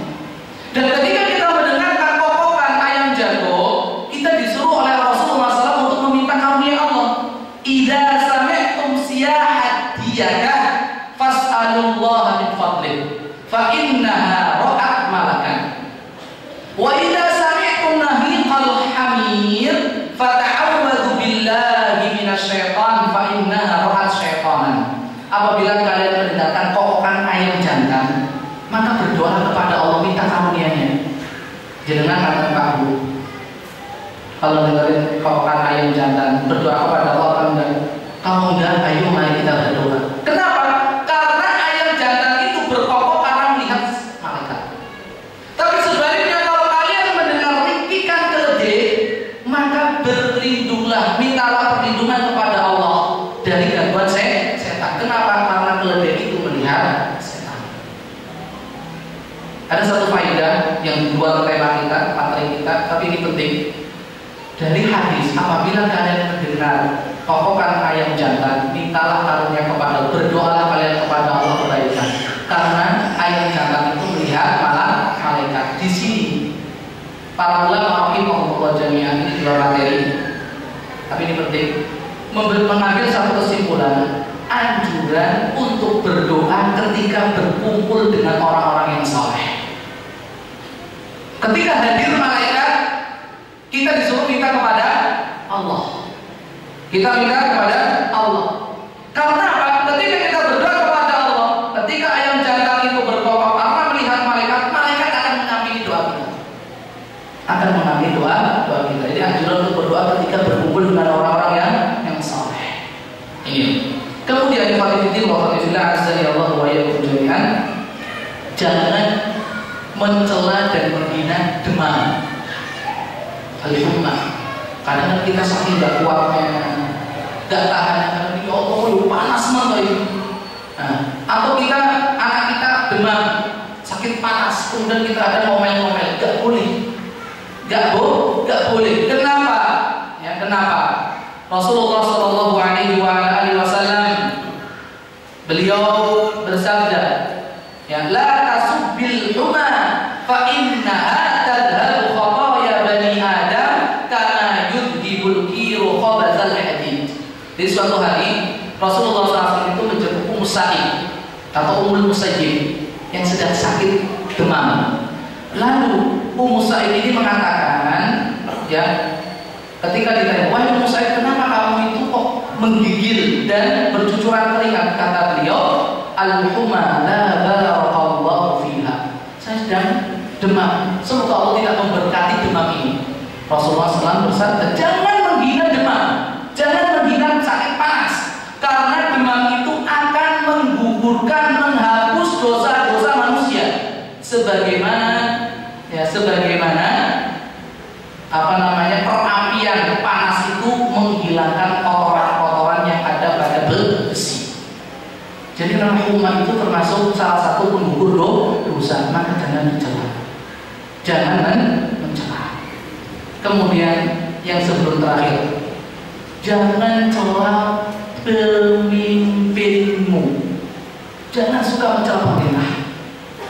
Ini penting, termasuk manhaj Ahlussunnah wal Jamaah dan termasuk ajaran para sahabat yang mereka wariskan dari Rasulullah Shallallahu Alaihi Wasallam adalah larangan mencela pemimpin. Sejelek apapun, sezalim apapun, haram. Gak boleh kita membicarakan kejelekan pemimpin kita. Gak boleh kita membicarakan kesalahan, kekurangan pemimpin kita. Anas bin Malik radhiyallahu anhu, beliau mengatakan, nahana kubara'una min ashabi Muhammadin sallallahu alaihi wasallam qala la tasubbu umara'akum wa la taghishuhum wa la tubghiduhum wattaqullaha wasbiru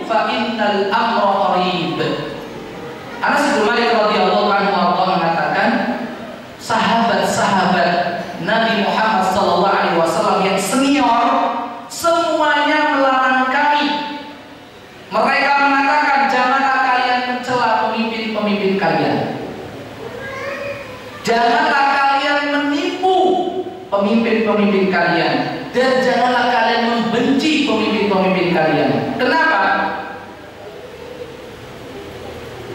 Kalau pemimpin itu sudah dicela, sudah dihina, sudah dilecehkan, kepercayaan masyarakat rakyat kepada pemimpin turun. Kalau sudah turun, akhirnya ingin menjatuhkan. Kalau sudah menjatuhkan, terjadi huru-hara, keonaran di mana?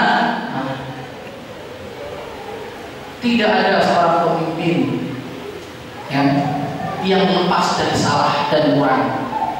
Dan itu sudah dipraktikkan oleh para sahabat radhiyallahu anhum ajma'in. Al-Hajjaj bin Yusuf kejam membunuh para ulama, merampas harta rakyatnya. Tapi para sahabat gak ada seorang pun di antara mereka yang menghina, mencela, mendoakan kejelekan Al-Hajjaj bin Yusuf. Balik saudara Abdullah bin Umar, ada Abdullah bin Umar dan juga sahabat-sahabat yang lain. Mereka tetap taat kepada pemimpin itu. Lalu solusinya gimana? Tinggal diam kita tidak. Wattaqullah, dan bertakwalah kalian kepada Allah. Karena wa may yattaqillaha yaj'al lahu makhraja. Allah akan kasih jalan keluar bagi orang yang bertakwa. Dan Rasulullah SAW itu menjelaskan kepada kita bahwa pemimpin kita itu cerminan diri kita sendiri. Kama taqulu walla 'alaikum, sebagaimana kalian, maka seperti itulah pemimpin kalian. Pemimpin itu cerminan rakyatnya. Benar. Oleh sebab itu kalau ingin memperbaiki pemimpin kita, mulai dari diri kita sendiri. Kita bertakwa kepada Allah, kita jalankan syariat-syariatnya. Kita menuntut pemimpin kita untuk menegakkan syariat. Lalu kita di rumah tangga aja sering nempelin istri, sering ngapusi anak, sering meninggalkan mereka tanpa didikan kita. Syariat Allah di rumah tangga saja sudah banyak kita sia-siakan. Maka mulai dari ini, wasbiru, dan bersabarlah. Wa innal amra qarib. Wa innal amra qarib, karena keputusan Allah Subhanahu wa taala itu sudah dekat. Oleh sebab itu jangan kita mencela dan menghina pemimpin, sejahat apapun, sejelek apapun pemimpin kita. Karena para ulama rahimahullah jami'an sebelum kita sudah menjelaskan itu semua kepada kita. Yang terakhir, jangan menghina waktu atau makhluk-makhluk Allah yang tidak pantas untuk dihina. Jangan menghina waktu, jangan menghina angin, atau makhluk-makhluk Allah yang lain. Karena pada dasarnya barang siapa yang menghina makhluk-makhluk Allah tersebut, berarti dia telah menghina Allah, karena Allah telah menciptakannya. Nah, sudah, jangan menghina waktu, jangan menghina angin, jangan menghina apa yang binatang yang memang tidak pantas untuk dihina. Karena pada hakikatnya orang yang menghina itu semua berarti dia telah menghina Allah Subhanahu wa taala. Inilah mungkin beberapa poin secara singkat yang bisa kami jelaskan berkaitan dengan saudaraku jangan suka mencela dan juga menghina, karena kita akan dimintai pertanggungjawaban atas semua apa yang kita ucapkan dan apa yang kita katakan. Semoga Allah Subhanahu wa taala memberikan kekuatan taufik kepada kita untuk senantiasa bisa menjaga lisan kita ini, dan semoga Allah Subhanahu wa taala mengampuni segala khilaf, segala dosa yang kita perbuat, yang kita lakukan dengan lisan kita ini. Allah ta'ala shawab. Demikian yang bisa disampaikan, semoga bermanfaat. Kurang lebihnya mohon maaf yang sebesar-besarnya. Kebenaran semata dari Allah Subhanahu wa taala, kesalahan kekurangan berasal dari kelemahan pribadi saya. Semoga Allah Subhanahu wa taala mengampuninya, dan sudi kiranya hadirin hadirat untuk memaafkannya. Dan kalau ada pertanyaan, monggo.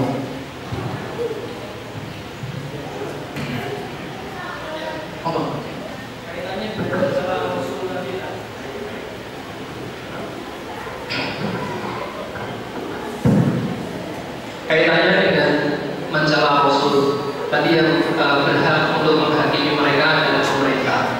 Bila ada satu orang atau sekelompok yang menghina Rasul tetapi tidak ada pemerintahan yang menghukumi mereka, kemudian ada satu dua orang atau sekelompok orang yang menghakimi mereka tanpa ada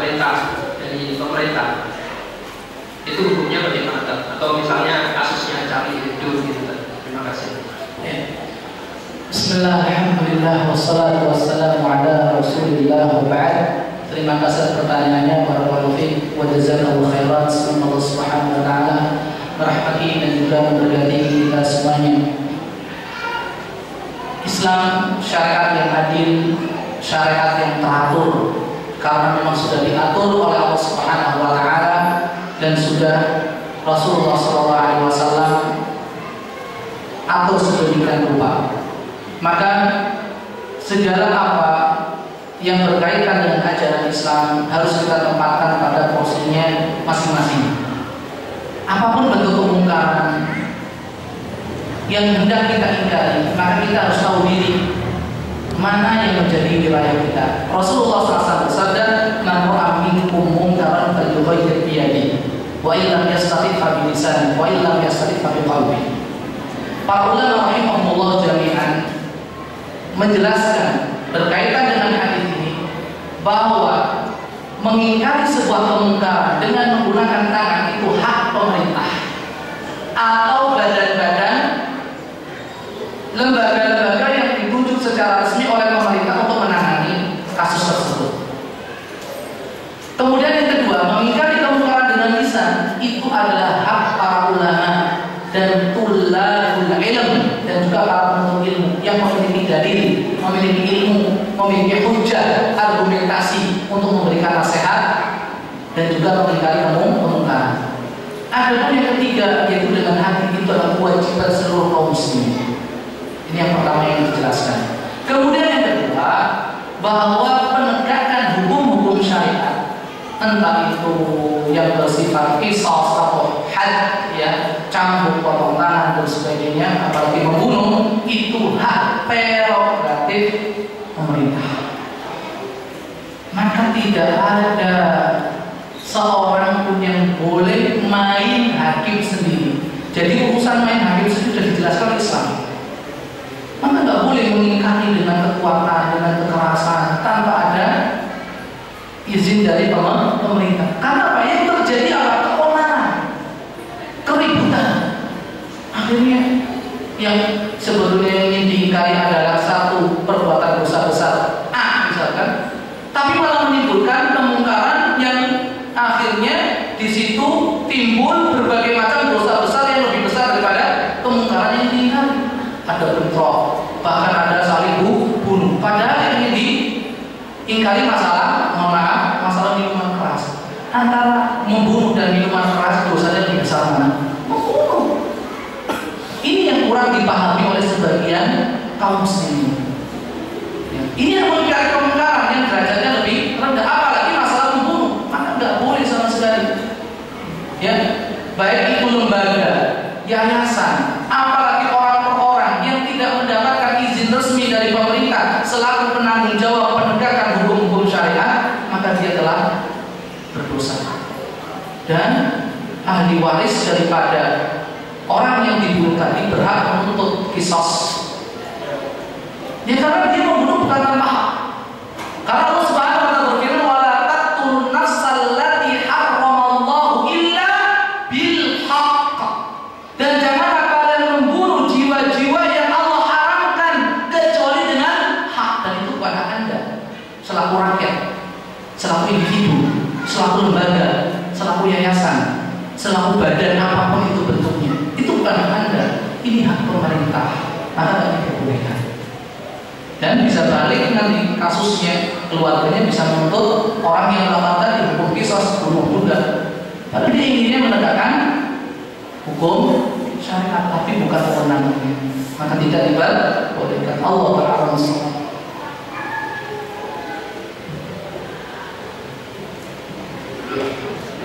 Assalamualaikum warahmatullahi wabarakatuh. Waalaikumsalam warahmatullahi wabarakatuh.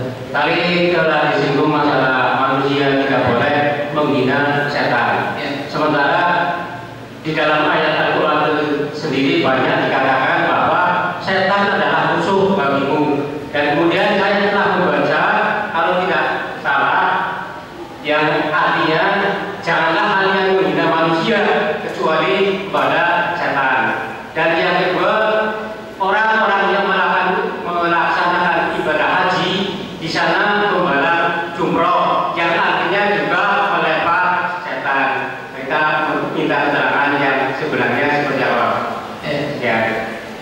Bismillah, alhamdulillah, wassalatu wassalamu ala rasulillah wa ba'd. Terima kasih Pak atas pertanyaannya. Barakallahu fiik wa jazakallahu khairan. Semoga Allah Subhanahu wa taala melindungi kita, keluarga kita dan juga anak keturunan kita dari segala bentuk gangguan setan sampai kita meninggal dunia dan bertemu dan berjumpa dengan Ar-Rahman. Berkaitan dengan menghina setan kita tidak diperbolehkan. Memang seperti itulah yang disabdakan Rasulullah SAW. Ya.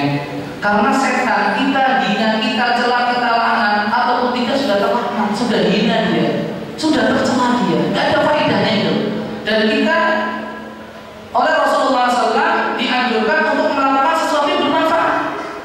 Ya, jangan suatu hal yang ada manfaat, ada faedahnya kita lakukan. Ihris ala ma yanfa'u, bersemangatlah kamu untuk melakukan apa yang bermanfaat untuk dirimu. Ada pun riwayat tadi yang jenengan sampaikan itu ayat apa hadis Pak? Dalam Al-Quran saya belum menemukannya. Mungkin bisa tunjukkan ayat dan suratnya Pak? Oh, pernah membaca. Coba bisa diulang terjemahnya tadi.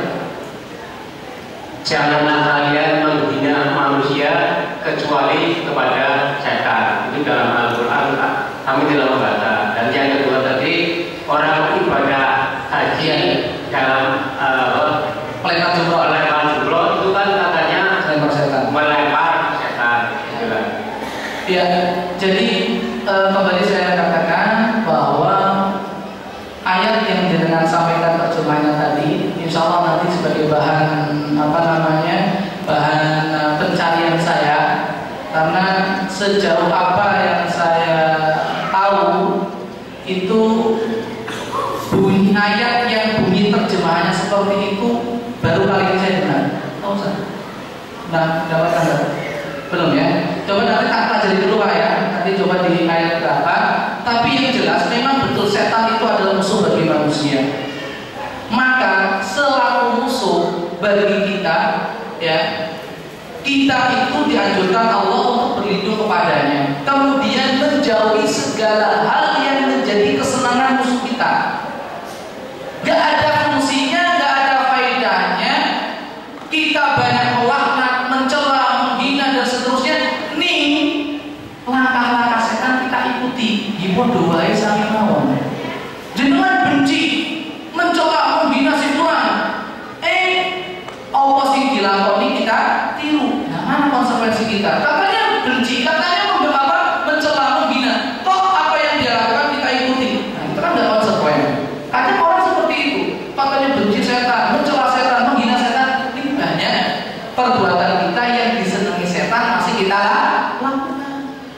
Ya, suara-suara yang disenangi setan, menurut saya makan dengan tangan kiri, menurut saya oke, makan dengan tangan kiri itu kesenangan setan, tapi banyak kaum muslimin yang masih melakukan.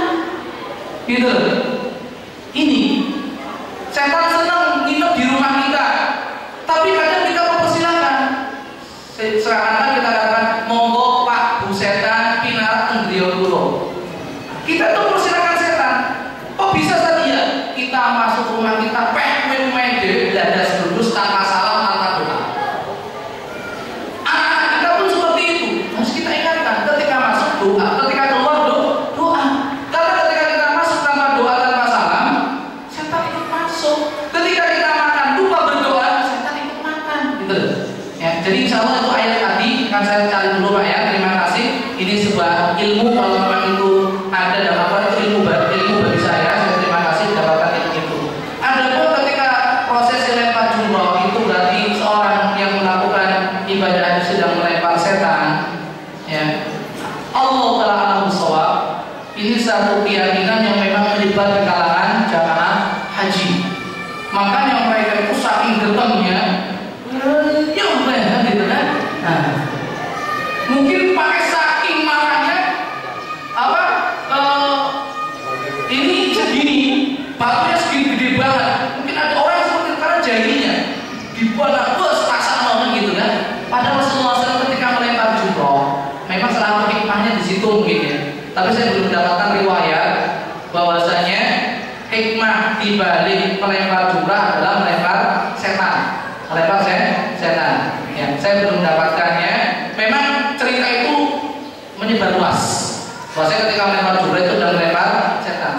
sampai saat ini saya belum meneliti dan belum mendapatkan ilmunya tentang derajat kesahihan riwayat tadi. Ya, insya Allah ini juga jadi PR Pak. Ya, oleh karena itu dalam masalah lempar jumrah Rasulullah SAW itu mengajarkan kepada kita itu kerikil yang kecil. Karena suatu hari Rasul ketika haji wada ingin lempar jumrah minta tolong kepada sebagian sahabat untuk mengambilkan kerikil. Ada yang mengambilkan kecil banget, gini-gini. Ada yang mengambilkan gede banget. Maka Rasulullah SAW mengambil sendiri. Fabihada fardu. Dengan kerikil yang seperti inilah kalian lempar. Ya. Kemudian Rasulullah SAW menjelaskan tentang masalah bulu. Jangan kalian melampaui batas. Karena sesuatu yang menghancurkan umat-umat sebelum kalian adalah sikap melampaui batas. Lihatlah dalam masalah melempar jumroh saja kita tidak boleh pakai batu yang besar, tidak boleh pakai kerikil yang kecil, yang sedang. Ini masalah kerikil aja diurusi sama Rasulullah SAW. Ya, tapi insya Allah dengan subhanallah memberikan PR bagi saya, 2 PR sekaligus untuk mencari ayat yang tadi janganlah kalian mencela menghina manusia kecuali kepada setan.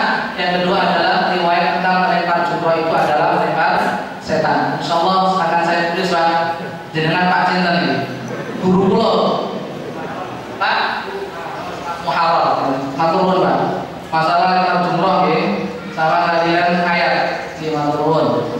Terakhir insya Allah ya tadi yang di belakang ya. Bismillah. Terima kasih Ustaz waktunya. Materi Ustaz sangat bermanfaat bagi saya sendiri khususnya. Amin. Ada 3 pertanyaan saya Ustaz. Waduh di Bandung ya. Betul apa? Cekal saja. Fenomena yang sekarang ada yang pertama masyarakat ini menyalahkan zaman paritas dengan zaman itu yang pertama. Kemudian ke zaman sekarang ini juga orang mencela para sahabat Nabi SAW. Kemudian ketiga, bagaimana sikap kita apabila masyarakat ini menemukan satu pencuri atau pejamret atau begal, kemudian mereka sekarang ini banyak yang rame-rame untuk menghalangi dan bahkan membakar tubuhnya. Ini bagaimana supaya kita menjadi adil dengan masalah-masalah. Subhanallah. Bismillah, alhamdulillah, wassalatu wassalamu ala rasulillah wa ba'd. Terima kasih atas pertanyaannya, barakallahu fiik wa jazakallahu khairan. Semoga Allah Subhanahu wa taala tidak menjadikan kita seperti orang edan. Ya, jadi jangan edan, orang edan, orang pemanang, gitu kan? Ya, semoga Allah Subhanahu wa taala melindungi kita dari itu semuanya. Berkaitan dengan pertanyaan pertama, penyebutan tentang zaman edan. Yang edan itu bukan zamannya Mas, Mbak, Pak, Bu. Yang edan itu orangnya. Gak boleh kita menisbatkan edan ataupun yang lain kepada zaman. Sehingga seorang penyair mengatakan na'ibu zamanana wal aibu fina. Kita sering menyalahkan, menganggap salah waktu zaman itu, padahal yang salah itu kita. Bukan zaman yang salah itu kita. Na'ibu zamanana wal aibu fina, padahal cacat itu ada pada diri kita. Kenapa kok zaman ini dikatakan sebagai zaman edan? Yang mergone wong sing urip nang zaman iki padha edan, gitu loh. Maka biar gak jadi edan, zaman yang waras lagi, ayo kita menjadi orang yang waras, gitu kan? Biar zamannya gak edan lagi, mari kita sadar, gitu loh. Nah, untuk merubah itu ada di tangan kita. Setelah taufik dari Allah Subhanahu wa taala, innallaha la yughayyiru ma biqaumin hatta yughayyiru ma bi anfusihim. Allah gak akan merubah urusan umat manusia sehingga mereka merubah diri mereka sendiri. Itu aktor utama itu kita. Dan kita gak boleh pasrah. Wala ta'asuhin rohillah. Jangan putus asa dengan rahmat Allah. Karena yang berputus asa itu orang-orang yang kafir saja. Kita harus mulai dari diri kita untuk merubah zaman ini. Dari diri kita, keluarga kita. Jangan kita berpikir yang jauh-jauh dulu lah. Urusi kita dulu. Urusi masyarakat di sekitar kita. Maka saya sangat menyambut baik takmir Masjid Thayyibah ini untuk pembinaan masyarakat. Subhanallah. Semoga Allah memberikan kekuatan dan taufiknya kepada kita semuanya. Kita mulai dari diri kita, keluarga kita. Insya Allah kita baik, keluarga kita baik, masyarakat kita akan baik. Masyarakat kita akan baik, lingkungan kita, daerah kita akan baik. Daerah kita akan baik, kota kita akan baik.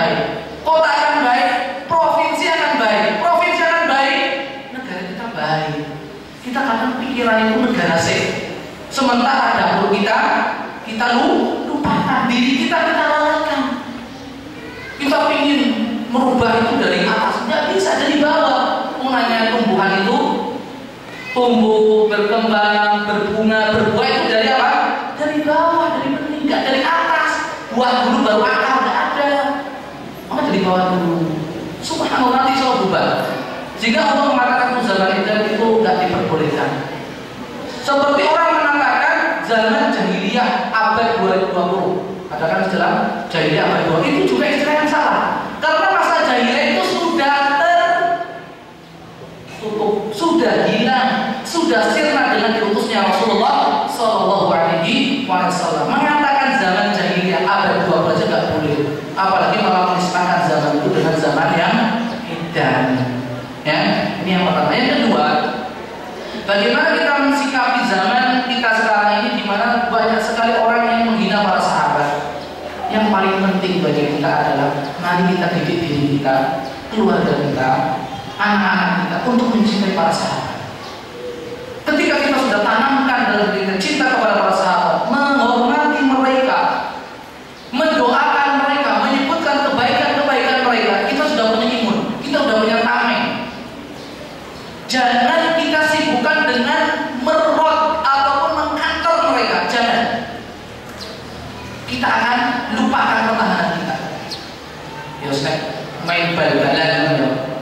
Pagi enaknya nyerang terus, pertahanan kosong gitu, bobolan terus.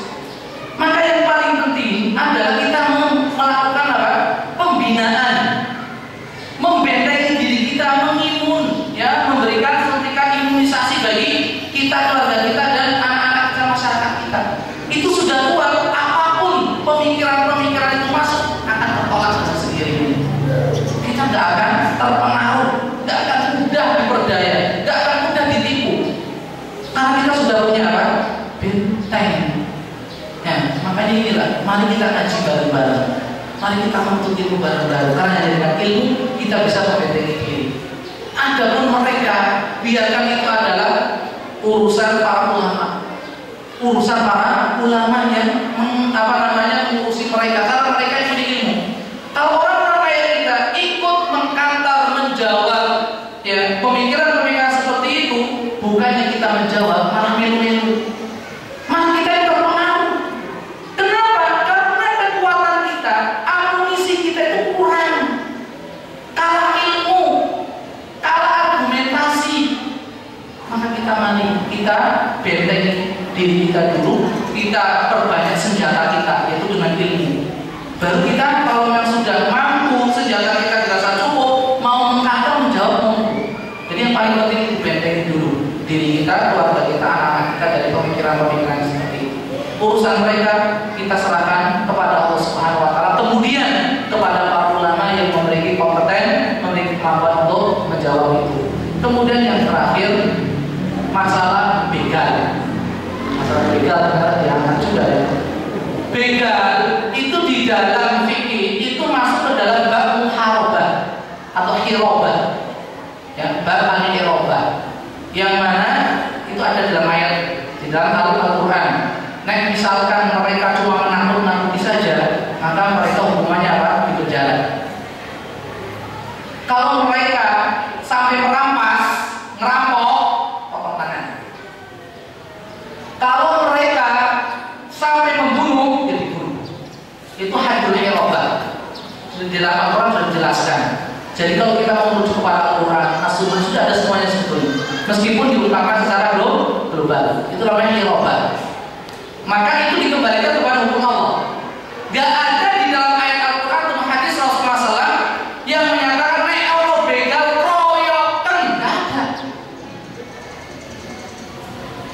Dan ini main hakim sendiri gak boleh. Kita harus, kewajiban kita adalah mari kita meminta perlindungan kepada Allah agar Allah menjaga kita, keluarga kita, harta benda kita dari orang-orang yang ingin berbuat jahat kepada kita.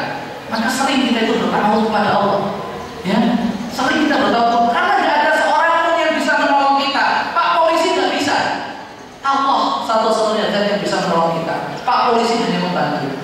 Dan semoga Allah memberikan pahala, memberikan kemudahan taufik kepada kita di kalangan kepolisian untuk bisa memberikan ketenangan, ketentraman kepada warga masyarakat, dan semoga mereka bisa dengan cepat menuntaskan masalah ini. Ya, bertakwa kepada Allah. Kemudian yang kedua, kalau kita mendapatkan hal seperti itu, tangkap kasihkan kepada wajib. Jangan kita hakimi sendiri. Kalau kita menghakimi sendiri sampai mati itu begal. Karena tadi kita katakan kita nggak boleh membunuh jiwa yang Allah haramkan dengan hak. Kita nggak boleh tanpa hak. Karena itu bangunan kita bisa ditentu oleh keluarga begal itu. Dan orang yang ikut serta di dalam pengeroyokan itu semuanya dibunuh. Itu dalam hukum Islam. Kalau seandainya di Indonesia ataupun di negara kita itu nggak diberlakukan, di akhirat itu dituntut kita. Urusannya akhirat loh ya. Makanya jangan pernah ikut-ikutan proyok. Kasih nasihat, jomblo, proyok, cetelan wae kayak ke polisi. Kemudian yang terakhir berkaitan dengan membakar. Ingat, Rasulullah SAW menceritakan kepada kita tentang kisah seorang nabi yang sedang beristirahat di bawah sebuah pohon, tiba-tiba digigit seekor semut. Gara-gara digigit seekor semut, nabi tersebut membakar rumah semut tadi. Maka Allah Subhanahu wa Ta'ala memberikan wahyu kepada nabi tadi, apakah kamu membakar rumah kawanan semut ini gara-gara perbuatan seekor semut saja? Dan Rasulullah SAW ketika mendapatkan satu sarang semut itu dibakar, Rasulullah mengatakan, man harraqa hadza, siapa yang membakar sarang semut ini? Para sahabat menjawab, maka Rasulullah menjawab, fa innahu la yu'adzibu bin-nar illa rabbuna.